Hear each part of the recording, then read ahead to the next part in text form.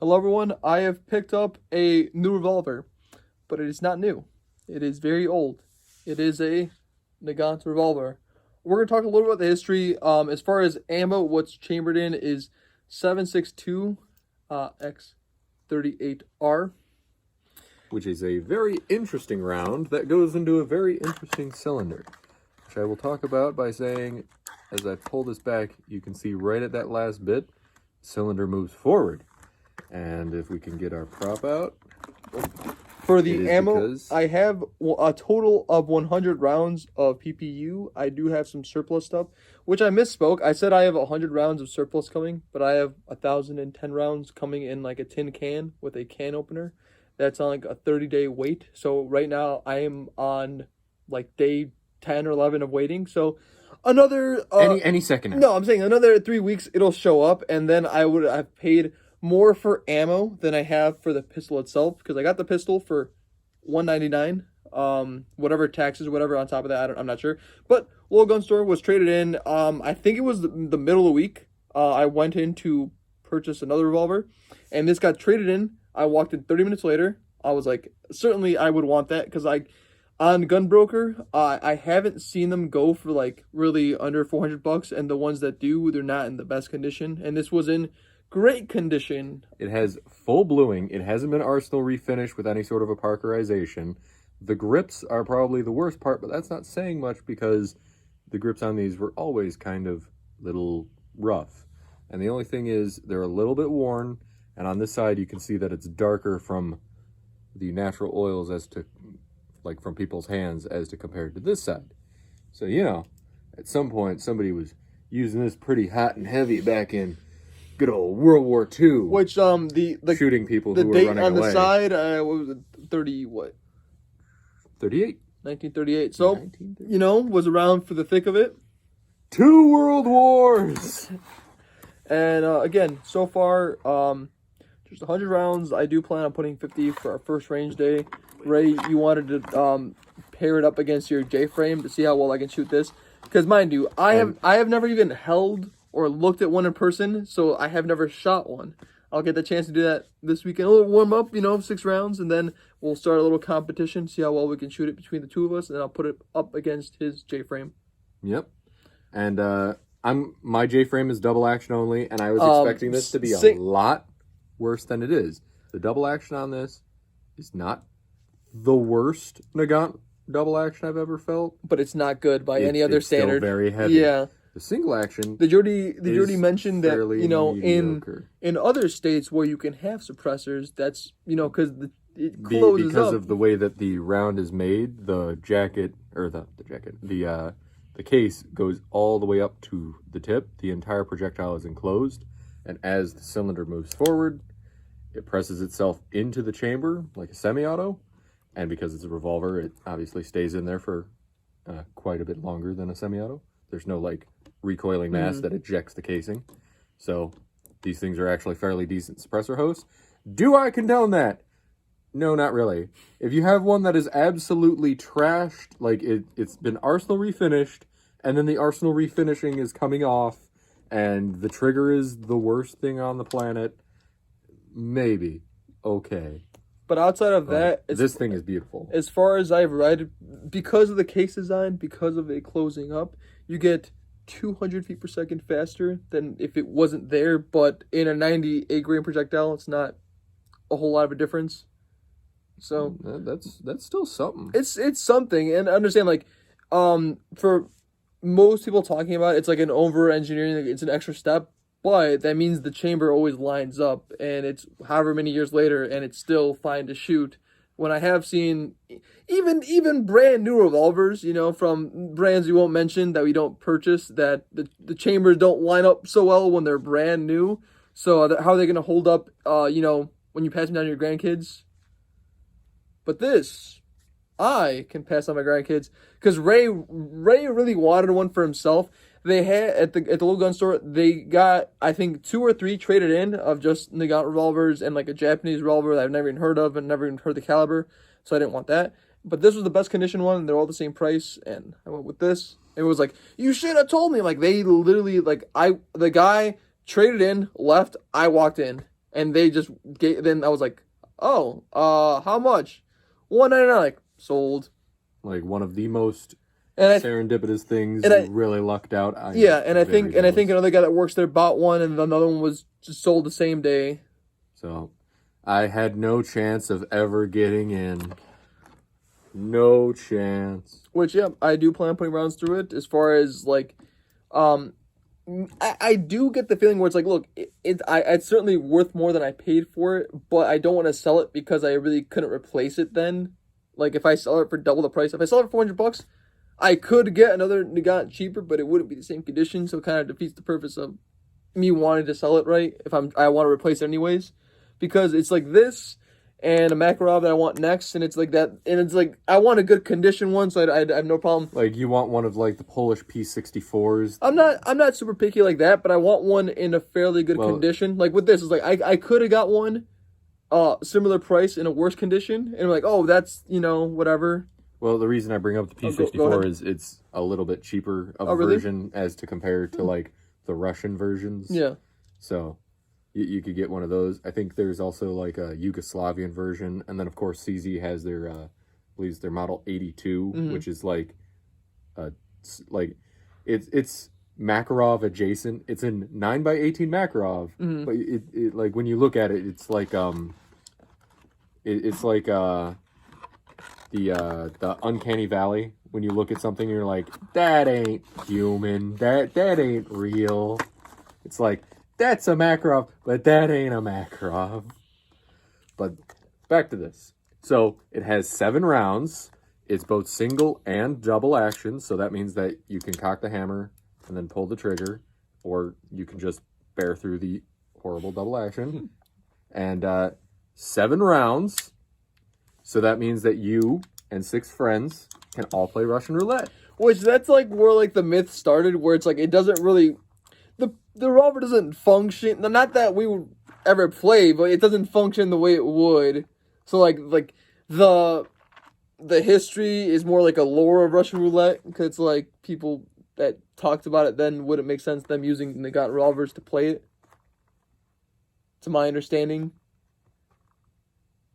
Where the story of Russian roulette started was like, I want to say like World War I to pre-World War I era, and it's like they would have Nagant revolvers, no?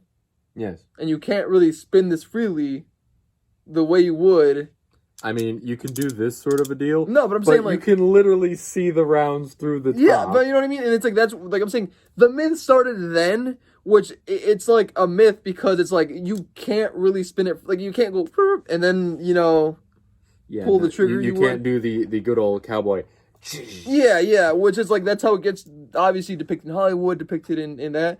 So it's more of a myth. Not to say like they never played Russian roulette eventually, but like where it started was like in like stories that other soldiers from other armies brought back to their country, and they're like, oh, let's do what the Russians do, and then with their revolvers it works because if they spin freely, then you could play, right? I'm just going to go ahead and just invent some lore, and I'm going to say that it actually started because they had 7 rounds, but they were only issued, like, 1 actual bullet. It's during that time when, like, you get the rifle, the other guy gets bullets. Yes. So it's like, you get 1 round, and that way you can keep your entire squad of guys in line with 1 bullet. Who's going to get it? You. Which, again... it being a part of his, 1 step back. I very much like the revolver. I don't plan on selling it so far. 100 rounds. This I overpaid. It was like, I want to say like close to 50 cents a round. I mean, considering that it's like a really off-brand caliber. Yes. That's not too terrible. Which it could be better. It's out there, and because understand like at the time it's not really in demand. So, like, surplus stuff is very much available. For, like, surplus stuff, we're going down, like, 20 cents a round, maybe a little bit cheaper. Because that's what I got mine at for 1,010 rounds. Just try and get some nice close-ups. Let everybody really see it real good. Which, yeah.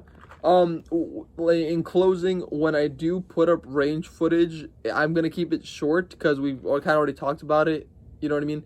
Not to say we're not gonna make another video talking about after we take to the range. I just want to put up like 30-second clips of like me shooting it, Ray shooting it, and then our competition will be a separate video entirely, which yeah, that'll get put up during the week. I plan on putting this up tomorrow, being Saturday, and yeah.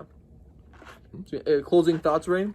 Are you gonna go get yourself your own Nagant revolver now? I'm never going to find a deal as good as the one that you got. I'm saying, like, I really wish that I could find one in as good condition. If you check out Gunbroker, they do have some like for $350, and you can kind of pick the condition you want. Like, I don't know. There's some nonsense on there. Like people will list theirs starting bidding at $400, and it's like, no. Yeah, exactly.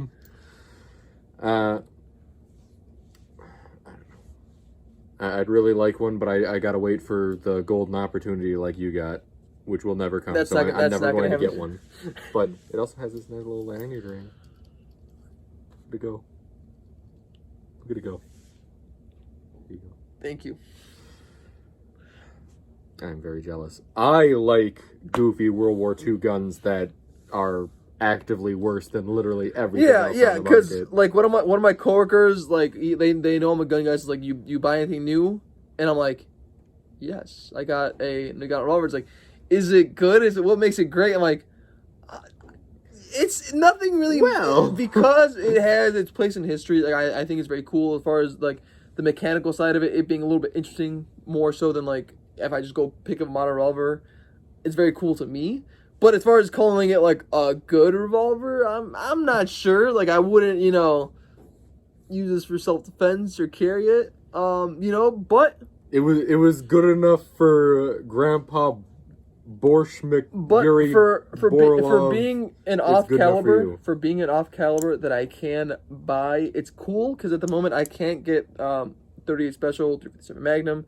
So it's like if I pick up another revolver, it's gonna be in a separate caliber or a different caliber. I can't just go out and get 357 because I can't shoot it, regardless of what deal it's in. Even if I had an amazing deal on a 357 Magnum, I can't shoot it. There's no point in me like buying it now if I can't shoot it. At least in my thought. But some calibers that are available is 7.62 Nagant, 9x18 Makarov, 7.62 Tokarev. But I'm going to keep that one on the DL because I want one of those. That's going to be the gun that I get. The back-to-back World War II champ versus the Tokarev. It's coming one of these days. All right, well, thank you guys for watching. We got some more guns. I don't know how I want to upload them. If I want to do them like 2 a day or whatever. We'll eventually catch up, and the range footage will be up at some point. Because we plan on going at some point this weekend. And we'll keep you guys updated. Thank you guys for supporting the channel. We hit like 550 something subscribers in a short time after like one of the videos started doing well, and like a lot of the videos we put up like a month ago are starting to get pushed now in the algorithm, either by like suggested or just people's like was it dashboard or what was it called on YouTube when your home page? Yeah. So like, and it's like in the analytics. It's always mixed, like as far as like it's all dudes. It's like it's 99% dudes. But as far as like age groups, like in demographic, like where you're from, like Canada, United States, if it's from like Europe, it's all cool.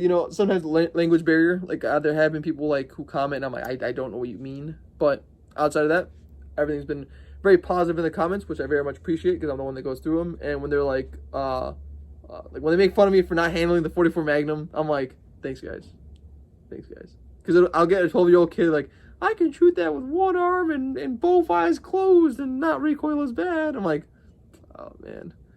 You okay there, bud? No, because we're literally we're doing the same thing again. Because now you have your 44 Magnum Desert Eagle, and we got some hard cast Underwood ammo. It's gonna have some kick to it, and I got like flashbacks of just like all of the angry 12-year-olds telling me how much better they are than me. I dual wield those in college. yeah, exactly. Anyway, we even if we can't understand you, we're still glad to have you here. Yeah, which as far as like when we get to 1,000, I do plan on taking the 50 cal out. We got the ammo for it, and then even when we wanted to go pick up the firearms today, the gun shop there had some 50 BMG at like $6 a round for Hornady stuff. But Considering a lot of the surplus stuff is going for like $8 around. Yeah, I'm saying like some sites have been ridiculous, but like I'm saying like a Palmetto at some point had like $4 around, and like other sites where like it's in cans, not in belts. It's like, you know, $4 or $5. The stuff that's on belts is always ridiculously overpriced. Yeah, and it's like, how much are those damn belts worth? exactly. I whatever. That's a separate video. Thank you guys for watching. Really appreciate it. You guys get it. Thank you guys for watching. Have a nice day.